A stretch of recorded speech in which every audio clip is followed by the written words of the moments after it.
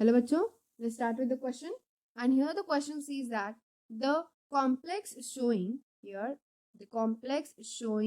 a spin only magnetic moment of 2.82 Bohr magnetron is. तो अब यहाँ पे क्वेश्चन में क्या बोला गया है?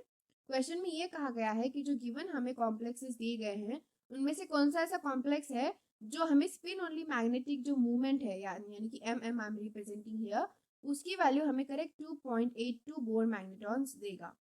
सो यहाँ पे हमें जो spin magnetic movement which will represent at mu, तो ये जो म्यू है वो गिवन है 2.82 Bohr मैग्नेट्रॉन्स.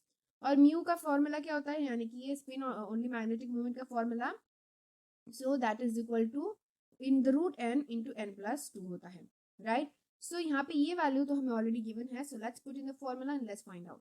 So 2.82 is equal to root n into n plus 2. तो अब यहाँ पे हम अगर n की वैल्यू कैलकुलेट करेंगे therefore n is equal to 2, तो यहाँ पे हमें n की फाइनल वैल्यू मिलेगी 2. सो यानी कि कितने अनपेड इलेक्ट्रॉन्स, n यानी कि अनपेड इलेक्ट्रॉन्स होते हैं.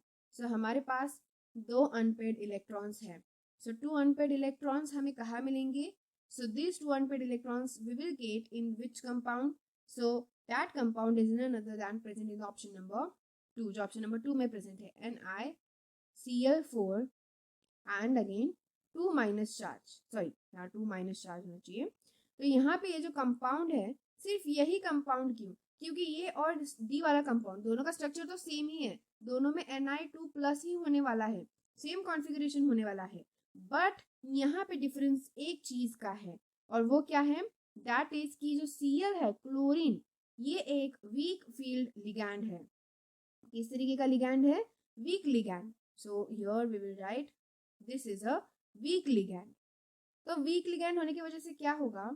सो क्लोरीन जो एक वीक लिगैंड है, सो वो अनपेड इलेक्ट्रॉन्स जो क्या करेगा? These unpaired electrons will remain unpaired itself.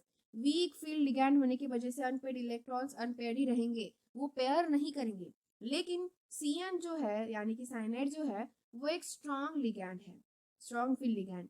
तो स्ट्रॉन्ग फील्ड लिगैंड होने की वजह से जो 2 इलेक्ट्रॉन्स है ना वो इजीली पेयर अप हो जाएंगे. इसीलिए हमें यहाँ पे स्पिन मैग्नेटिक मूवमेंट जो चाहिए वो नहीं मिल पाएगी.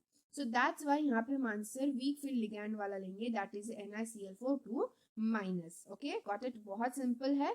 सो that's why option number B will be the correct answer for this given question. So यहाँ पे हमें एक चीज भी ऑब्जर्व करनी होती है कि अगर दो कंपाउंड्स एक तरीके के एक स्ट्रक्चर के हो, अगर उनका सेम मैग्नेटिक मूवमेंट मिलता है तो हमें चेक करना होगा कि which is having a strong field ligand and which is having a weak ligand. क्योंकि वीक लिगैंड होगा तो जो इलेक्ट्रॉन्स है अनपेयर्ड वाले वो अनपेयर्ड ही रहेंगे. So that's option number B is the correct answer for this given particular question.